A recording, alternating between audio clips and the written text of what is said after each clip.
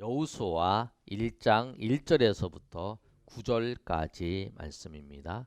여호수아 1장 1절에서부터 9절까지 말씀 우리 한 절씩 우리 교독하겠습니다.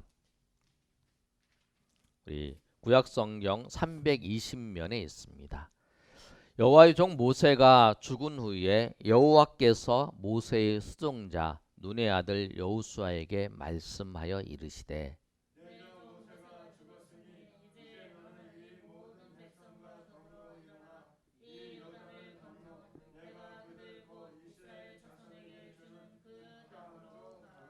내가 모세에게 말한 바와 같이 너희 발바닥으로 밟는 곳은 모두 내가 너희에게 주었노니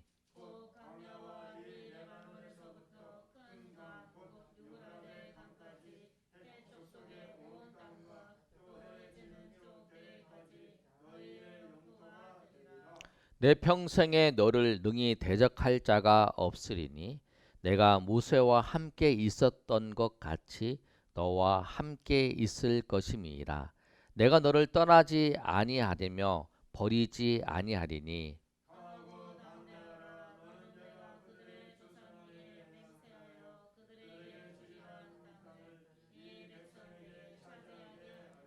오직 강하고 극히 담대하여 나의 종 모세가 내게 명령한 그 율법을 다 지켜 행하고 우로나 좌로나 치우치지 말라. 그리하면 어디로 가든지 형통하리니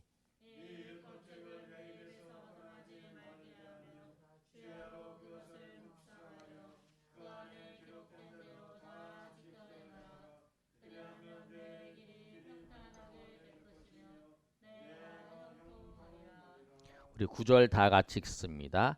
내가 내게 명령한 것이 아니냐. 강하고 담대하라. 두려워하지 말며 놀라지 말라.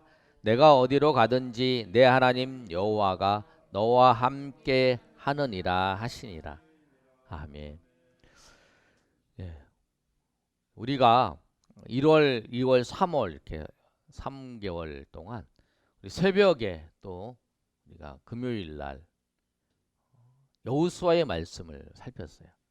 여호수아 말씀이 끝나고 이제 새벽과 금요일 날 말씀이 우리가 시편 118편부터 150편까지 앞으로 볼 거예요. 오늘 여호수아의 그 내용을 정리하면서 우리가 다시 한번 여호수아의 말씀을 통해서 하나님이 주시는 은혜를 우리가 다시 한번 생각해보는 그런 시간이 됐으면 좋겠습니다. 오늘 말씀의 제목을 삶을 사는 지혜라고 했습니다. 우리가 삶을 살아갈 때에 내가 어떤 일을 겪고 어떤 일을 만날 때에 어떻게 살아야 될 것인가. 오늘 이 말씀이 여러분의 삶의 앞으로의 모든 것에 지침이 되고 또 등불이 되어서 여러분을 인도하시는 하나님의 은혜가 있기를 소망합니다. 우리가 삶을 살아갈 때에 우리가 해결해야 될 것도 있고요. 또 우리가 이루어야 될 과제가 있어요. 그런데 그 과제를 이루기 위해서 우리가 사명, 과제 이렇게 말씀하는데 그 과제, 사명을 이루기 위해서 우리가 어떻게 해야 될 것인가. 우리 삶 속에서 승리하려면 또 우리가 하나님이 주어진 과제를 이루려면 어떻게 해야 하는가. 첫 번째, 상황을 잘 알아야 된다는 거예요. 우리 한번 읽어보겠습니다. 시작. 상황을 잘 알아야 돼. 굉장히 중요한 거예요. 이거는. 지금 내가 어떤 처해진 상황을 아는가. 지금 나의 지금 모습을 아는가. 객관적으로 잘 분석을 해야 되죠. 내가 지금 처해진 상황이 어떤지를 잘 알아야 돼요. 그래야 어떻게 해야 될 것인가가 나오는 거예요. 그런데 이 상황을 잘 안다는 걸 뭐냐면 나의 현실을 잘 이해를 해야 되고 하나님께서 하나님의 뜻이 무엇인지 이 상황에서 하나님의 뜻이 무엇인지를 잘 알아야 돼요. 그리고 이 상황 속에서 하나님께서 나를 통해서 어떻게 하는 것을 통해서 하나님이 영광 받으시기를 원하시는 것을 아는 것. 그것이 상황을 아는 거예요. 내 처지만 알고 내가 뭐 이렇게 힘든 상황이구나. 그거 보면 끝나면 안 되는 거예요. 그럼 하나님께서 이 상황을 허락하셨다면 내가 어떻게 하기를 원하시는지, 내가 어떻게 하는 것을 통해서 하나님께서 영광 받으시기를 원하시는지, 그걸 아는 것이 상황을 아는 거라는 거예요. 오늘 본문의 말씀을 보면 여호수아가 처해진 상황을 우리가 이제 살펴보는데, 여호수아가 처해진 상황이 어떤 것이냐면 이스라엘 백성들을 이끌어왔던 40년 동안 이끌어왔던 그 지도자가 죽었어요. 그 지도자가 누구냐면 모세입니다. 모세가 이스라엘 백성들을 출애굽시켜서 광야에서 또 모압 평지에서 이제 가나안 땅으로 들어가려고 하는 그 시점에서 모세가 죽었어요. 모세가 죽었는데 모세가 이스라엘 백성들을 몇 년 동안 이끌었냐면 우리가 아는 것처럼 40년을 이끌었어요. 40년을 이끌었던 그 지도자가 죽었다는 거예요. 그런데 이 여호수아에게 하나님께서 뭐라고 말씀하시냐면 1절의 말씀이에요. 우리 1절 말씀 한번 읽어볼까요? 시작. 여호와의 종 모세가 죽은 후에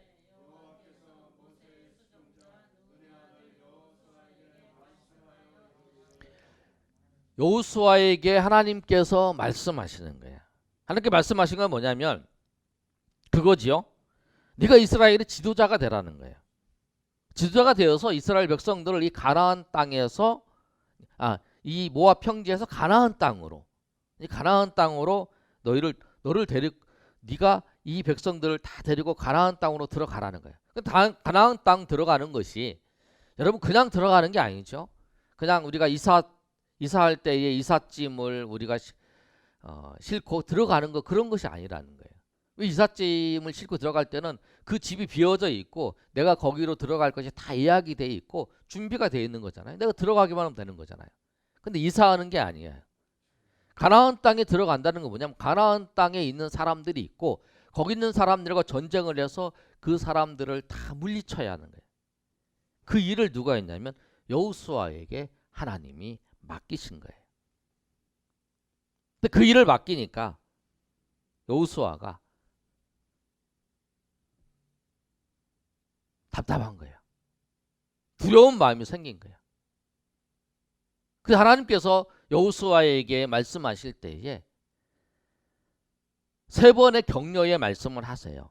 6절과 7절, 8절, 9절 세 번의 격려의 말씀을 여호수아에게 하는데 뭐라고 말씀하시냐면 여호수아에게 강하고 담대하라. 우리 6절의 말씀 보세요. 강하고 담대하라.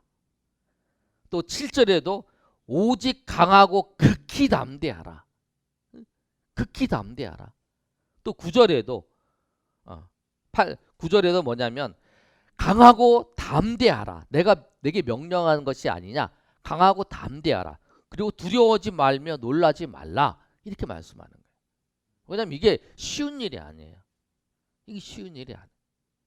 백성을 이끌어가는 거, 또 거기 전쟁을 하는 거 좀 더 살펴보겠는데, 여러분 이 여호수아가 하나님으로부터 모세가 죽은 다음에 이 이스라엘 백성들을 지도하라는 이 명령을 받았을 때에 나이가 몇 살이었을까요?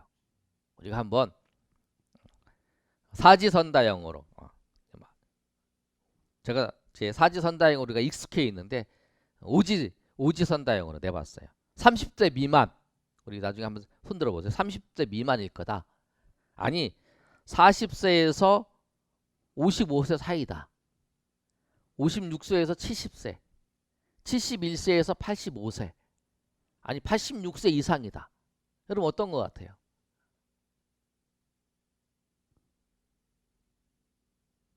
(50세) 미만이라고 생각하는 사람 손 들어보세요. 50세 미만, 아니면 50에서 80 사이다 생각하는 사람. 50에서 80 사이. 네. 50에서 80 사이. 그러면은 80 이상. 그럼 80 이상. 예. 현민 청년 80 이상. 또 그러면은 50세 미만. 네. 그런데 우리가 대부분 생각할 때 여호수아가 좀 젊었을 거라고 생각을 하는 거예요. 그런데 우리가 성경을 통해 살펴보면 이 여호수아가 그 이 사명을 받았을 때의 나이가 95세예요. 왜 그러냐면 여호수아 24장 29절의 말씀을 보면 뭐라고 기록되어 있냐면 제가 읽어드릴게요. 이 일 후에 여호와의 종 눈의 아들 여호수아가 110세에 죽었다라요. 여호수아가 110세에 죽었어요. 모세는 120살에 죽었어요. 그런데 여호수아 1장부터 여호수아 24장까지의 그 기간들을 보면 전쟁을 하는 기간이 7년 정도, 약 7년 정도 잡아요. 그 다음에 이 분배하고 나머지 정비하는 기간을 8년 정도 잡아요. 그럼 15년을 잡아요. 여호수아가 사역을 했던 기간을 약 15년 정도 잡는 거예요. 그랬을 때에 여호수아가 이 사명을 받을 때가 95세 플러스 15년은 120세가 되네요. 95세의 나이에 여호수아가 이 사명을 받은 거예요. 여호수아가 이 사명을 받을 때에 여러분 생각해 보세요. 나이가 95세예요. 나이가 95세면 잘 알아요. 왜 그러냐면 이스라엘 백성들을 이끌어 가야 되는 거 여호수아가 잘 알죠. 전쟁을 치르는 것도 잘 알아요. 모세의 수종자에서 모세 옆에서 있었기 때문에 이스라엘 백성들이 40년 동안 그 광야 생활할 때에 그 모세가 80살이고 여호수아가 25살 밑에니까 그때가 55세 정도 됐을 거예요. 그때에 아주 왕성할 때 그때에 이스라엘 백성들이 모세의 말을 듣지 않고 하나님 앞에 원망하면서 모세를 죽이려고 돌을 던지려고 했었고 모세에 대해 비난도 했었고 하는 그 모든 장면들을 다 알고 있어요. 다 봤어요. 그래서 이 백성을 이끌어가는 것이 얼마나 힘든가를 아는 거죠. 그것도 지금 95세의 나이에 그걸 다 경험했으니까 젊었을 때 내가 한번 해보자 이런 게 아니라 지금 거의 다 알고 있는 상태라는 거예요. 그런 상태. 그리고 또 하나 전쟁에 대해서 전쟁을 해야 하잖아요. 이것도 침략 전쟁을 해야 하잖아요. 내가 방어하는 전쟁이 아니라 방어하는 전쟁하고 침략하는 거하고는 다르잖아요. 방어하는 거하고 침략하는 걸 구분했을 때에 침략할 때는 배 이상의 그 군사가 있어야 이길 수 있다. 방어하는 건 쉽다 그러잖아요. 더. 그런데 이 여호수아는 출애굽하고 난 다음에 아말렉 전쟁을 치렀어요. 그리고 그 모세와의 전쟁을 치를 때 군대의 지도자가 되어서 대부분의 전쟁을 다 여호수아가 치른 것을 우리가 알 수 있어요. 여러분 출애굽기 17장에 보면 아말렉 전쟁에서 모세가 손 들고 이길 때에 모세가 손 들면 이기고 손이 내려가면 지고 할 때에 그 밑에서 전쟁을 한 사람이 누구였냐면 여호수아였잖아요. 그러니까 그 모든 전쟁들을 다 알고 있는 거예요. 그러니까 하나님께서 이 사명을 주셨을 때 한쪽에는 이스라엘 백성들을 생각을 하고 하나는 전쟁을 생각하니까 이 두 개의 짐이 무거울 거라는 거예요. 그러니까 이 상황 속에서 내 지금 상황이 처해진 상황이 어떠한지를 아는 거죠. 그 상황을 아는 거예요. 여호수아가 정확하게 자기 상황을 아는 거예요. 지금. 그러니까 지금 마음에 과연 이 모세도 이루지 못한 이 가나안 정복의 역사를 내가 과연 이룰 수 있을까? 이런 생각들을 했을 거라는 거예요. 그런데 여러분 우리가 본문의 말씀을 생각하는 게 뭐냐면 우리의 상황을 정확히 알아야 하나님이 인도하심과 하나님의 은혜가 얼마나 크고 놀라운지를 우리가 알 수 있어요. 하나님 앞에 감사할 수 있고 하나님 앞에 감격할 수 있다는 거예요. 내가 어떤 상황인데 내가 어떤 존재인지를 지금 이것을 알아야 하나님을 찬양하며 나아갈 수 있어요. 정말 내가 정말 죄인이구나. 내가 정말 죄인이고 내가 정말 하나님의 은혜 아니면 살 수 없는 존재라는 것을 안 사람이 감격하는 거예요. 구원의 감격은 뭐냐면 내가 지옥에서 영원히 고통받을 존재라는 것을 확실히 아는 사람만이 정말 감사할 수 있는 거죠. 그걸 모르면 감사가 안 나오죠. 그냥 교회 다니는 거지. 그러나 예수님께서 나를 구원해 주신 그 은혜가 얼마나 큰 놀라운 것인지를 내가 죄인이라는 것, 내가 지금 상황이 내가 죄인인 내가 어떤 상황인 것을 알면 그 은혜를 알게 되는 거죠. 그래서 여러분 우리의 상황을 잘 아는 것, 정확히 아는 것이 굉장히 중요해요.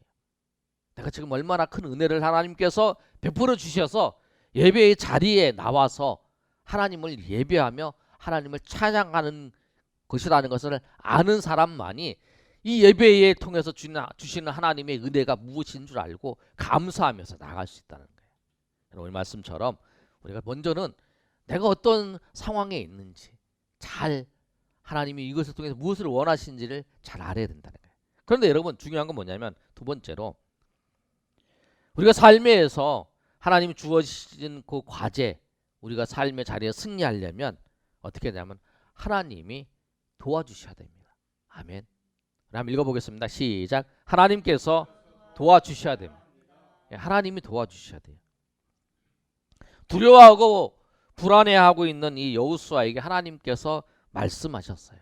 하나님께 뭐라고 말씀하시냐면 이 3절과 4절의 말씀이에요. 1절과 2절에 하나님께서 모세가 죽었으니까 너는 백성들을 데리고 가나안 땅으로 가라 라고 말씀하셨지요. 그러면서 하나님께서 3절과 4절에 하나님이 모세에게 약속하신 약속을 하시는 거예요. 우리 3절 4절 읽어볼까요? 시작. 내가 모세에게 말한 바와 같이 너희 발바닥으로 밟는 곳은 모두 내가 너희에게 주었노니 곧 광야와 이 레바논에서부터 큰 강 곧 유브라데 강까지 해쪽 속의 온 땅과 또 해지는 쪽 대해까지 너희의 영토가 되리라. 아멘. 하나님께 뭐라고 약속하셨냐면 과연 저 가나안 땅을 하나님이 너희가 줬다. 확실히 너희가 줬다. 라고 하는 것을 하나님이 약속을 말씀하시는 거예요. 모세에게 약속한 것처럼 내가 가나안 땅을 너희에게 주겠다. 그걸 말씀하시는 거예요. 이렇게 생각할 수 있죠. 모세가 죽었으니까 모세에게 약속하신 하나님의 약속은 이제 끝났다라고 생각할 수 있잖아요. 그렇게 생각할 수 있는데 아니라는 거예요. 하나님은 모세에게 약속하신 하나님의 말씀을 여호수아를 통해서 하나님의 말씀을 다시 한번 말씀하시는 거예요. 하나님의 말씀하시는 것은 변하지 않습니다. 하나님의 약속은 신실해요. 그러니까 하나님의 약속은 성경에 말씀이 있는데 그 하나님의 약속은 신실해요. 그리고 하나님의 약속은 변하지도 않아요. 바뀌지도 않아요. 영원해요. 하나님께서 말씀하신 그 말씀은 영원토록 변함이 없다라고 하는 사실이에요. 그 약속을 하나님께서 모세에게 약속하신 말씀을 다시 한번 여호수아에게 그 약속이 확실하다. 내가 한 말은 확실하다. 내가 모세에게 약속했지만 그 약속은 확실하고 그 약속대로 이루어질 것이다라고 말씀을 하는 거예요. 그러면서 하나님께서 약속으로 뿐만 아니라 여호수아에게 하나님께서 격려하세요. 뭐라고 격려하시냐면 아까 우리가 읽었던 것처럼 6절에 강하고 담대하라. 7절에 오직 강하고 극히 담대하라. 그 다음에 9절에 강하고 담대하고 두려워하지 말라라고 말씀을 하시는 거예요. 내가 이 땅을 네가 차지할 것이다. 너희 백성들이 차지할 것이다. 여호수아가 두려워하는 걸 하나님은 잘 알고 계세요. 정말 우리가 저 가나안 땅을 차지할 수 있을까? 그리고 가장 중요한 것이 뭐냐면 정말 하나님께서 나와 정말 함께 하실까? 모세를 통해서 하나님 역사하셨던 걸 봤잖아요. 모세가 손 들고 있으면 하나님이 전쟁에서 승리하게 하시고 모세가 손을 내리니까 전쟁에서 지는 것을 그 아말렉 전투에서 여호수아는 분명히 봤다라는 거예요. 그 사람들이 증거하는 소리를 들었다는 거예요.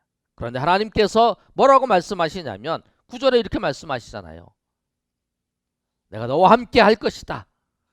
9절 마지막 절에 하나님 여호와가 너와 함께 한다. 너와 함께 한다. 내가 너와 함께 한다라고 하나님께서 말씀하시는 거예요. 하나님께 함께 하셔야 된다는 거예요. 우리의 성공은 우리가 그 성공하든지 우리가 그 과업을 이루는 것은 뭐냐면 우리에게 달려있지 않대요. 하나님께서 도와주셔야 된다는 거예요. 제가 이 말씀 자주 드리잖아요. 우리 삶의 변수가 참 많아요. 이거 이렇게 하면 될 것 같아. 그런데 그것만 연관되어 있는 게 아니잖아요. 다른 변수들이 많잖아요. 우리는 이것밖에 못 봐요. 그런데 하나님은 모든 걸 다 아세요. 우리가 러시아와 우크라이나 전쟁이잖아요. 그 멀리 우리나라에서 멀리 떨어진 데잖아요. 터키 지나서 거기 이제 유럽 그쪽에 이제 그 위에가 이제 우크라이나가 있잖아요. 그래서 우리나라랑 거기 멀잖아요. 근데 그곳의 전쟁이 우리의 삶에 직접적인 영향을 미치잖아요. 우리 기름값 올라가는 거 보세요. 기름값 올라가면 나머지 것들이 자꾸 올라갈 수 있는 생산하는 공장이 돌아가야 되니까 이게 다 올라갈 수 있는 경제가 어려워질 수 있는 그런 과정이 놓여져. 그게 뭐냐면 우리 참 변수가 많다는. 그런데 그 변수가 많은 거 우리가 잘 알지 못하지만 그 모든 것을 아시는 주님, 아시는 하나님께서 그 모든 것을 도와주시고 그 하나님께서 우리와 함께 하시고 하나님께서 우리의 역사해 주셔야만이 우리가 그 자리에서 승리할 수 있고 우리가 그 과업을 이룰 수 있다라는 거예요. 그래서 우리의 삶은 항상 하나님의 인도하심의 손길을 우리가 바라보면서 나가야 된다는 거예요. 그래서 우리가 항상 기획할 때에 우리가 정말 삶의 자리에서 이길 수 있고 삶의 자리에서 우리가 그 과업을 이룰 수 있는 것이 나에게 달리는 게 내가 열심히 노력하는 것도 있죠. 그러나 나에게 달린 게 아니라 전적으로 하나님께 달려있다는 것을 알고 날마다 하나님의 인도하심을 구하고 하나님의 은혜를 구하고 하나님의 역사하심을 구하며 날마다 나가시는 주의 백성들이 되시길 소망합니다. 여호수아는 그걸 알았기 때문에 하나님의 인도하심을 소망했다는 거예요. 그래서 여러분, 그러면 우리가 구체적으로 우리가 삶의 자리에서 그 과업을 이루고 또 승리하기 위해서 우리가 무엇을 해야 되는가? 이 부분이 굉장히 중요하죠. 우리가 무엇을 해야 될까요? 세 번째, 시작. 담대함과 말씀대로 실천입니다. 예. 담대함으로, 이제 제가 좀 줄였어요. 담대함으로 나가야 되고 하나님 말씀대로 살아야 된다는 거예요. 실천해야 돼요. 그게 우리에게 필요해요. 한번 봅시다, 여러분. 말씀 보시면 하나님의 약속을 신뢰하고 약속을 붙잡는 건 뭐냐면 나가는 거예요. 나가는 거. 담대하게. 여호수아에게 담대하게 이제 백성을 데리고 가라는 거예요. 그런데 여러분, 담대한 것과 무모한 것, 그 차이를 구분해야 하고 분별을 잘해야 돼요. 담대한 것과 무모한 것. 담대한 건 뭐냐면 하나님의 약속을 붙잡고 나가는 거예요. 그거는 담대함. 그게 담대. 그래서 하나님께서 이렇게 담대하라는, 그걸 담대다. 그러나 무모한 건 뭐냐면 내가 하고 싶은 거, 내가 욕심, 내 계획을 가지고 그냥 하나님 이거 내가 이거 원하니까 해주세요 라고 하면서 나가는 거, 그게 무모한 거예요.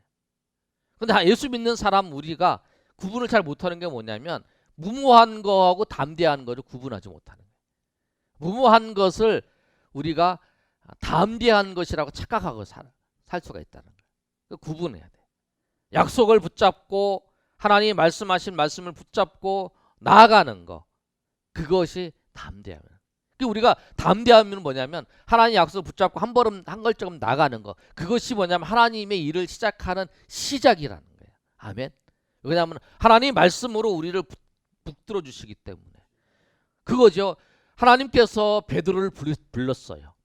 그분을 버려두고 나를 따라오라고 했을 때에 그 담대함 뭐냐면 그것을 버려두고 주님을 따라가는 그 발걸음을 내딛는 것이 담대함이에요. 그거예요.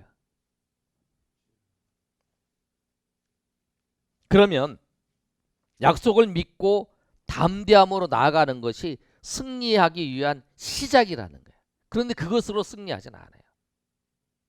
이제 하나님의 일에 대해서, 하나님 역사에 대해서 하나님 인도하시면서 발걸음을 내든 거예요.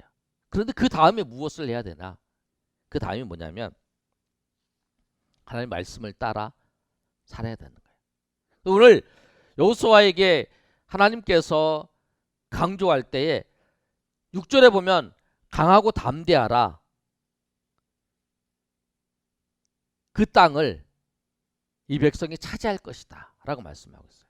그 다음에 9절에 7절에 보면 7절 8절에 오직 강하고 극히 담대하여 나의 종 모세가 내게 명령한 그 율법을 다 지켜 행하라. 이게 강하고 담대하게 그 율법을 지켜라는 거예요. 그리고 8절에도 똑같이 반복하면서 말씀하죠. 이 책에 이 율법 책에 내 입에서 떠나지 말게 하며 주야로 그것을 묵상하여 그 안에 기록된 대로 자 지켜 행하라. 이렇게 말씀하는 거예요. 그 말씀을 지켜 행하라는 거예요. 행하라. 좌로나 우로나 치우치지 않고 행하라는 거예요. 말씀을 다 지켜 행하라는 거예요. 그리고 우리가 삶의 자리에서 정말 여러분이 승리하기를 원하십니까? 여러분 삶의 자리에서 주님께서 나에게 주신 그 사명이 있어요. 그 사명을 이루시기를 원합니까?